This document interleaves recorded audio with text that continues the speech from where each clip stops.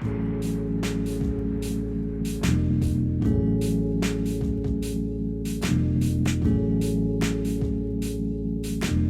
back to Hockey Unplugged. I'm Carson and I'm here with Jack Shy and Chase Nelson as well today. He's our guest. He's been on before. Today we're just going to talk about some World Junior stuff, like the roster, mostly for Team Canada, and kind of discuss a few other things as well. So pass it off to Jack here. Yeah, so thanks, Nelly, for coming back on. This is pretty nice. Yeah, no problem. Alrighty. Yeah, dude, it's so sick. But anyway, we're just going to go over basically like Canada's roster for the most part, give our like thoughts on it, how we feel about the rosters. Maybe if we have time, we'll go over the United States roster as well or something like that. But overall, I think this is like, just to start off, I think this is such a like fun tournament. Like it's honestly probably my favorite international tournament. Like, I don't know if that's really a hot take, but I honestly prefer this over like Olympics and even like, I guess World Champions doesn't like happen that much. But for sure over like Olympics happens every year. We get to see like the future of what the league is for the first time basically. And yeah, it's just so much fun. Christmas tradition as well. So I think I'm fired up for it, and every year I get fired up for it. For sure, fellas. All right, but I think to start off, just to kind of say it right off the bat, rip the bandage off, this obviously is not the most skilled Canadian team I think we've seen in years. I think just there's like no one's really returning, right? Except Owen Beck, I think is the only guy returning, if I'm right. Yeah, I think you're right. Owen Beck, so it's literally like all new guys. Like there was guys that could have come back, like Bedard was, like based on his age, he could have come back. He could have played another 2 years, I think, but no way Bedard was coming back. Like I don't think anyone thought Bedard was going to play another year.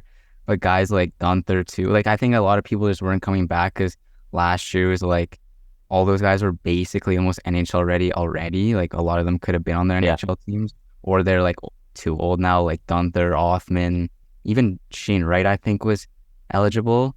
And then like Korchinski too is another one, Zellweger, even McTavish from like 2 years ago. So it's just like so many guys are gone like the last 2 years. So really new roster. But overall, when it is Canada, it's still a good team, right? Yeah, for sure. I think the only thing that stands out this roster is there is a lot of depth. If you go down the chart, and maybe the casual can't know anybody, but if you looked into their stats, you looked into where they're playing in the CHL, you could tell that they're all really good players. And so the depth is going to have to carry a lot of load, but for sure the star power is nowhere near it was, because I think I don't think there's any top 5 picks on the team. Only guy, so we have Celebrini, who's going to go number 1 or top 3, but he's the youngest guy on the team, I think. So if you were expecting him to do a lot of the heavy lifting, like that's kind of a toss up. So never know. And then I think the other guy, like the top pick would be Geeky and Savoie, who went like 9 and 10. So it's definitely not the most star-studded roster, but it'll be fun to watch like either way. Even if it's not like, it's not going to be like watching Bedard last year or anything like nowhere near that in my opinion. But a lot of these guys you never even see like on TV or anything. No, exactly. So it'll be nice to actually get the chance to see some of them, and there'll probably be a lot of guys on this team playing for the next couple of years. So yeah, for sure.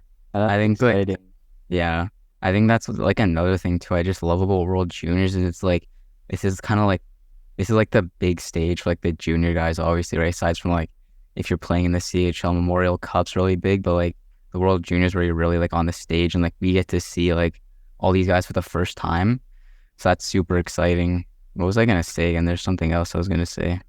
Oh yeah, when I was looking at like the ages and whatever, it made me feel so old when I look at Celebrini, and I'm literally older than him. Yeah, he's born in like, I think it was like he's born in like June 2006. Yeah, and I was like, bro, like I'm getting old. I'm getting ancient. I'm getting ancient.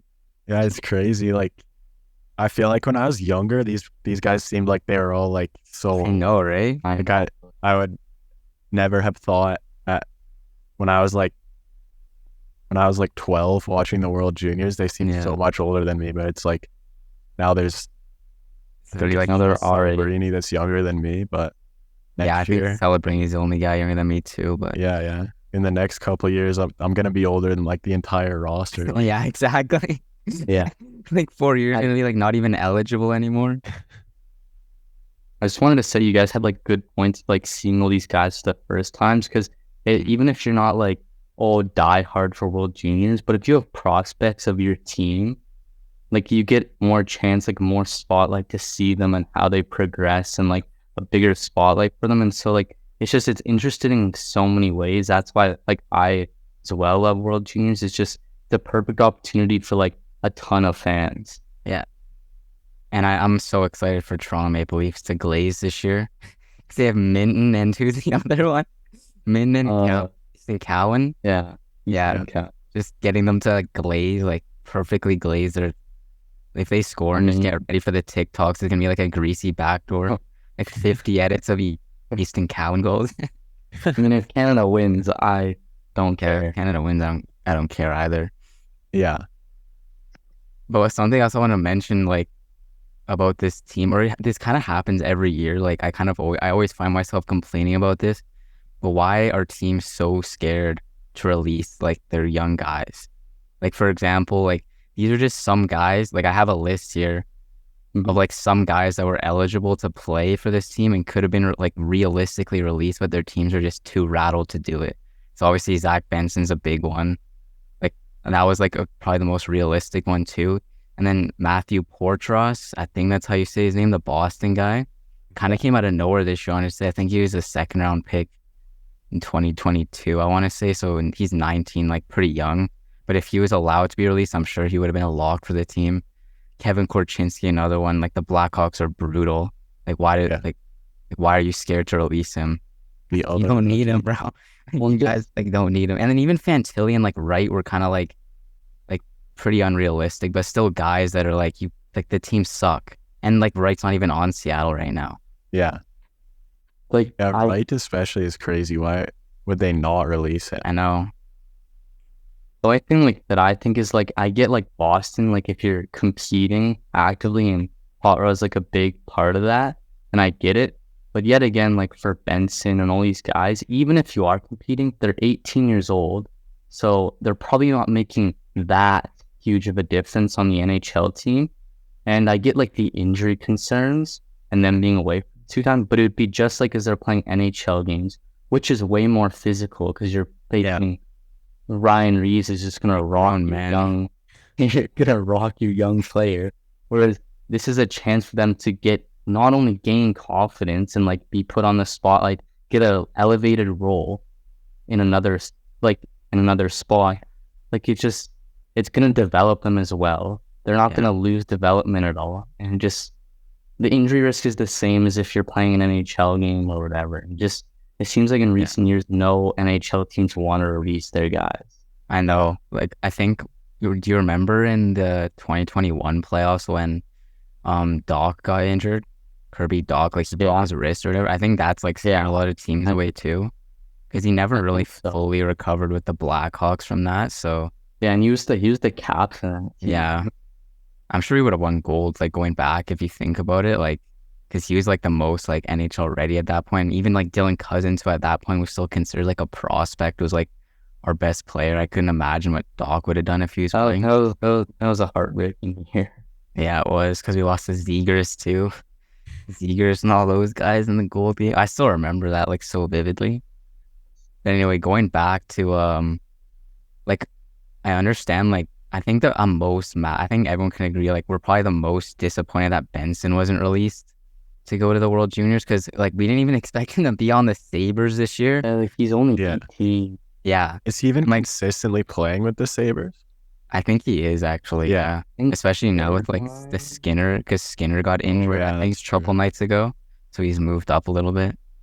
He's third line, second line, I think right now. Which like he's getting big ice time, and I get why Sabres are reluctant, but the Sabres aren't even playing well right now.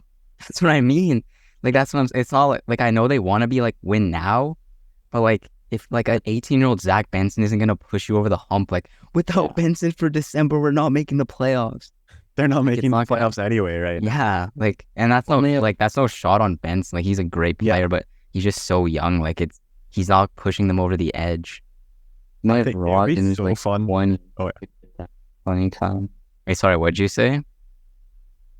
They have like Rosin who could be getting that playing time, but has been doing good in the age. Exactly. He's older.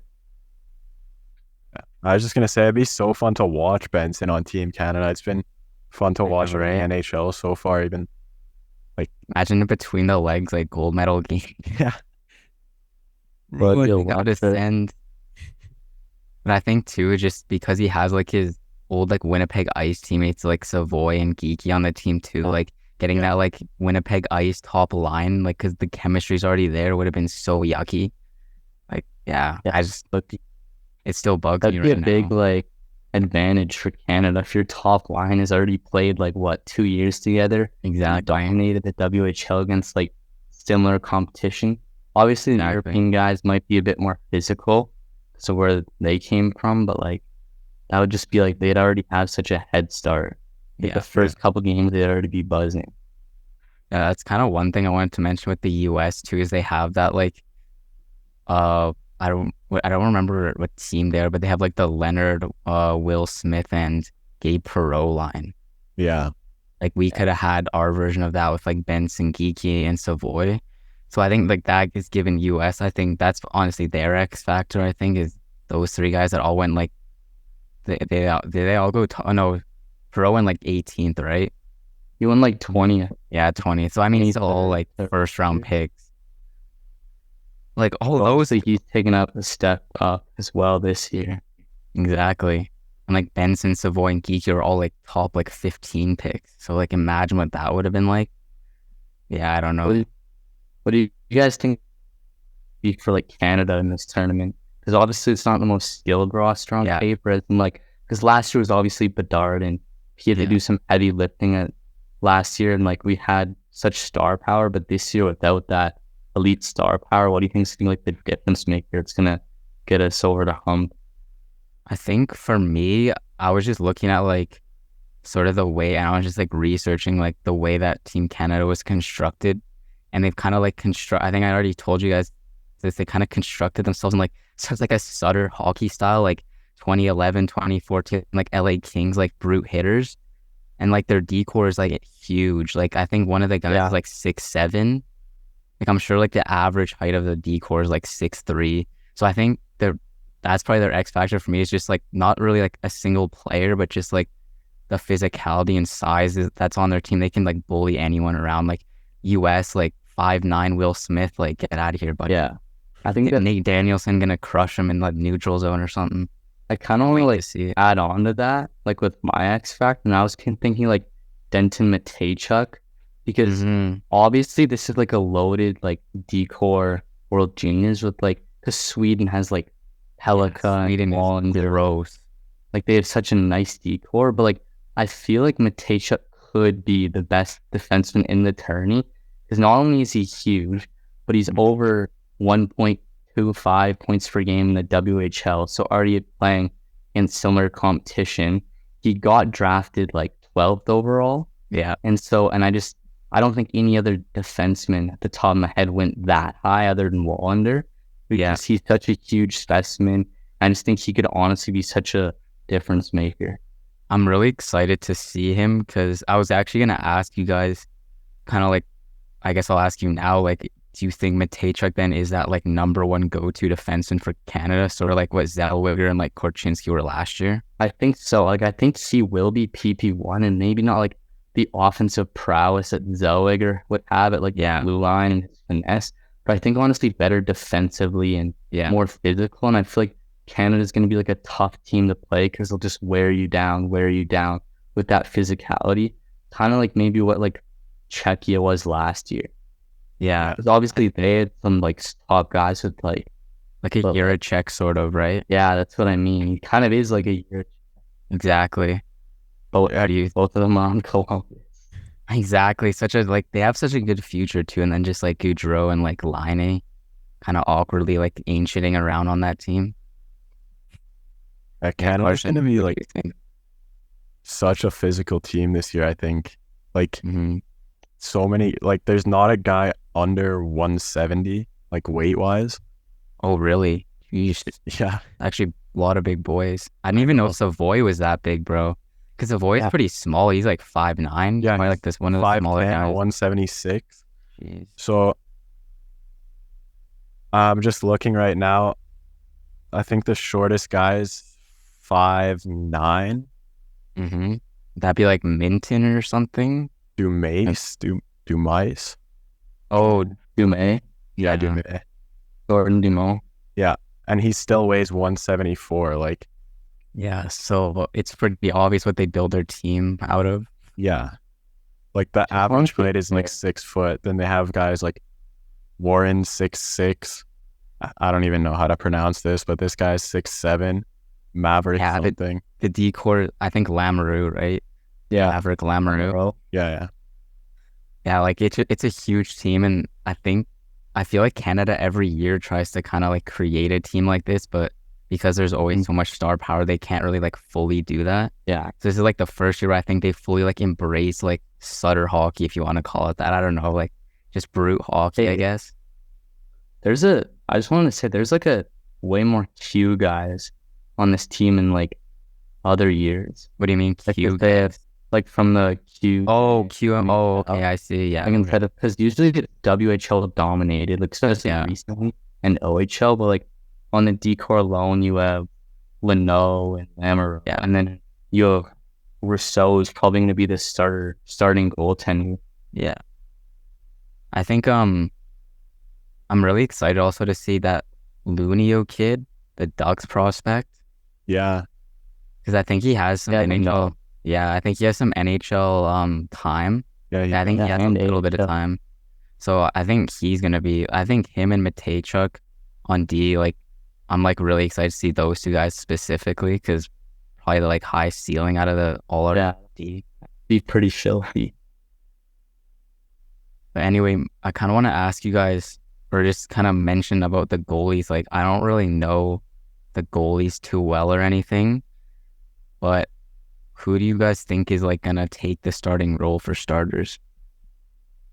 I personally think it's gonna be Rousseau because I have his stats right now, and if you compare them to Ratzlaff, who's probably the number 2 guy, and for Seattle in the WHL, Ratzlaff has a 3.39 goals against and 889 save percentage, which is not great. Like, he was a lot better last year. We had a 918, whereas Rousseau in the Q in 21 games has a 2.07 goals against average and a 934 save percentage. Jeez.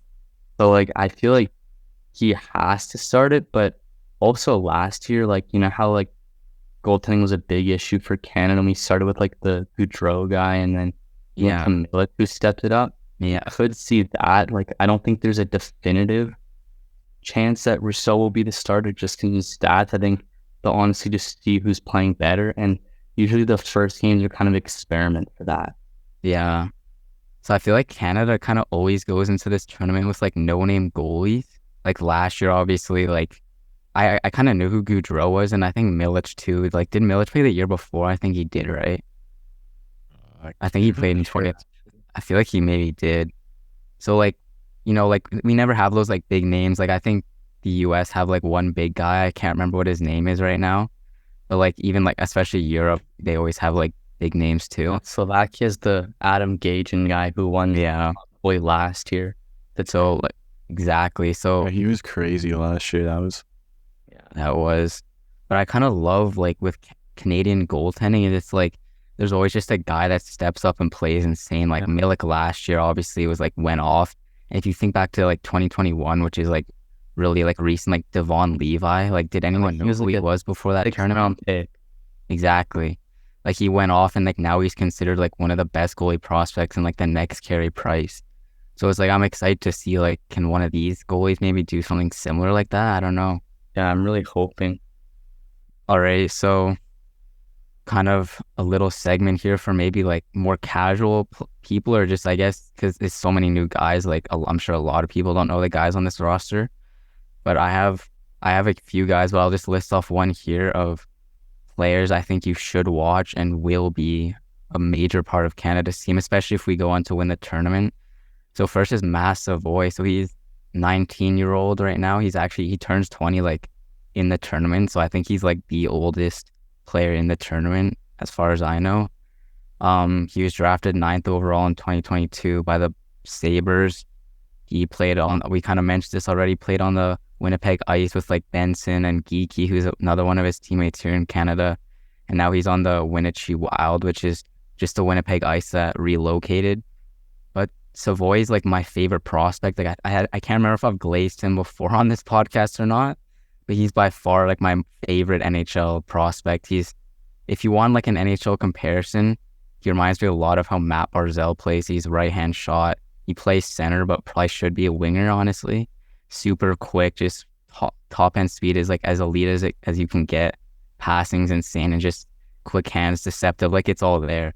So I think he's obviously gonna be like a top line guy, probably with like Celebrini and Geeky, who's his teammate. So watch Savoy. I'm gonna be watching him because this is the first time I've honestly like watched him. I watched him a little bit last year when the Winnipeg Ice went on their run to the finals, so WHL finals, but I haven't like seen him like on this stage yet, so I'm really excited. Yeah, that's such a good point. I know it's like maybe a bit too obvious, but I really think Celebrini, he's 17, is honestly going to be our best player this tourney. Because if you compare him to Fantilli, who went 3 last year, was projected to go 2, him at like 18 in the NCAA, it's similar stats to what Celebrini's putting up at 17 NCAA. And so I think they're really comparable. And he's going to get the top line minutes, unlike Fantilli last year. Blocked by Bedard. And him playing with like Benson, or sorry, not Benson, Geeky. I wish. Geeky and Savo. I think he just, like, those guys are older. They're 19. Yeah. He's really going to be elevated by those line mates who already have Kemi. And so I think he's honestly just going to step up and be the best player for Canada. Yeah, I was going to mention Celebrini too. I think obviously projected first overall pick. And it is kind of rare for like a undrafted player to like pop off on this tournament, like Bedard last year and like even the year before, like he kind of owns the tournament. That's like pretty rare. But I do think Celebrini will like, he'll put up some good numbers for sure. It's not going to be like Bedard numbers, but yeah, he's not in general going to be a big piece. Yeah. Yeah. I was going to say Celebrini as well. Mm-hmm. But I'll go with, I guess, just Connor Geeky. He's like, just another guy that's going to be up there on that top line. Probably he's played with Savoy. So I think it'll be pretty fun to watch them together. Actually, I think that'll be. He's been dominating the W. Yeah, I was gonna mention that, and he's also huge as well. Yeah, he's massive. Canada's literally just building such a huge team. I know. Like even like Nate Danielson, like in the bottom 6, like he's not gonna be like a star player, but like such an elite like two-way guy. Like we kind of joked about the Flames drafting him last year, but like he's actually like such a perfect bottom 6 piece. Yeah, and I think the most strong suit of this team will be puck possession. Mm-hmm. Have those guys, and then you have Savoy, who literally is like elite puck control. Game. Yeah, that's his game. Exactly. Just protect the puck, Barzal play style, and make plays happen. And so, and just the killer slap shots. I'm kind of for that. It's gonna be exciting. Rips one for sure. No Bedsy, but it's still gonna be so much fun. Kind of sucks it's on Canada again. Like last year was so hype. Yeah, I know. Where was it? It wasn't Halifax, was it? It was. It was Halifax? Yeah, I love that. Away goal song. So hype. That was so hype. Doesn't get much better than that. I think that's pretty much all we have for like Canada. Like, I think that's like all you really need to know to like watch the tournament. Like, you know, some of the top guys now. But I want to just mention Flames because obviously we kind of glaze the Flames on this podcast. We do have as of right now, I was trying to research and I couldn't really find anything besides anything from last year. I believe Samuel Honzig is going to the tournament for Slovakia. He was our 16th overall pick this year. If you're a Flames fan, obviously like keep an eye on him. Just, you know, watch his tournament, see how he does. He's going to be a really big part for that team. He's probably going to be top line center, or he might play wing, but he's going to be top line guy. I know last year he was top line. He got injured, I think, so he didn't really play the tournament. Yeah. But he's going to be massive if Slovakia does anything. So, yeah, Flames fans, just watch him. But I do hope Savoy like breaks his ankles or something. So I can like ascend through like my house and get all the way. Canucks as well. They have for Sweden they have Tom Wielander and Elias Pettersson. Yeah. Yeah. It is the Elias Pettersson. Imagine. Yeah. They have one more guy as well. I can't remember his name. But they all went to Sweden. Are they all on Sweden? They are, yeah. Okay, that's kind of cool, actually. Yeah. I miss when the Flames had like Canadian players on the World Junior. Like the last Canadian World Junior players we had was Pelche and Zary. Yeah. We haven't had anyone since then. So hopefully soon we can get some more Canadian guys on the team. We'll draft some Canadians. We're going to get Celebrini this year, right? So maybe next year he'll be on the team. Canucks are going to keep drafting Swedes for the next... They will. The entire like Swedish team for like next 5 years is going to be like Canucks prospects. Yeah. But I think overall, I think that's it, hey? I think so. Yeah, so obviously just to sum it up, completely new team, like no one really coming back except Owen Beck, but it's still going to be exciting. Canada isn't really considered like a quote-unquote favorite. I think the US kind of has taken that, but Canada is always good every year, so don't count us out. We got a lot of bangers. It's going to be fun. And yeah, we're excited. Let's go. Go Canada, go.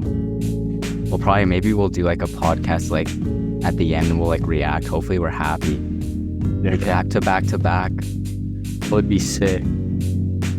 Alrighty, well, I think that's everything. So thanks, Chase, for coming on. It was tons of fun to have you on again. I'm sure if we do another one, like a summary for the tournament, we'll get you on as well for that. We can look at how the guys perform. But yeah, thanks guys for listening to this podcast. Make sure to interact with all of our social media posts and comment. It helps us grow the podcast quite a bit. Take care, guys.